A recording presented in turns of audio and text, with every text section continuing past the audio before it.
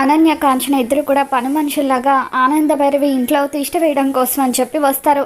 అప్పుడు ప్రీతి ఆనందభైరవి దగ్గరకు వచ్చి, అత్తయ్య గారు, ఇంట్లో పని చేయడం కోసం ఇద్దరు పని మనుషుల్ని తీసుకువచ్చాను.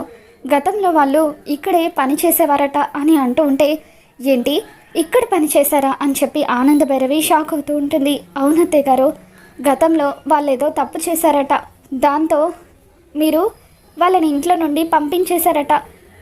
చేసిన తప్పుకి ప్రాయశ్చిత్తంగా ఇక్కడే పని చేసుకొని బతుకుతామని నన్ను అడిగారు. నేను సరేనని చెప్పి తీసుకువచ్చాను అని చెప్పి ప్రీతి ఆనందభైరవికి కాంచనాని అనన్యను చూపిస్తూ ఉంటుంది. ఇక దాంతో ఆనంద, మీరు మళ్ళీ ఎందుకు ఇక్కడికి వచ్చారు అని చెప్పి వాళ్ళ మీద సీరియస్ అవుతూ ఉంటుంది. రోహిత్, లీలావతి వీళ్ళందరూ కూడా అనన్య వాళ్ళ వైపు షాకింగ్గా చూస్తూ ఉంటారు. ఇకప్పుడు అనన్య, గతంలో మేము చేసిన తప్పుని సరిదిద్దుకొని ఇక్కడే పని చేసుకోవడానికి వచ్చామమ్మా.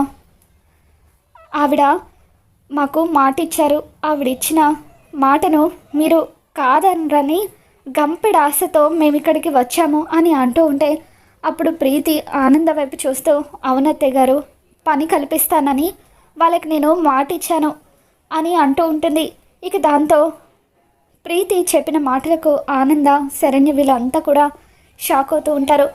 మరి ప్రీతి మాట కాదనలేక ఆనందభైరవి అయితే ఖచ్చితంగా కాంచన అనన్య వాళ్ళను పనిలోకి పెట్టుకుంటుంది. మళ్ళీ ఆనందభైరవి ఇంట్లో తిష్ట వేసిన అనన్య, కాంచన ఏం చేయబోతున్నారో, వాళ్ళను ఆనందభైరవి ఏ విధంగా దెబ్బ కొట్టబోతుందో మళ్ళీ మన ఛానల్లో తెలుసుకుందాం. ఈ వీడియో మీకు నచ్చినట్లయితే తప్పకుండా లైక్ చేయండి.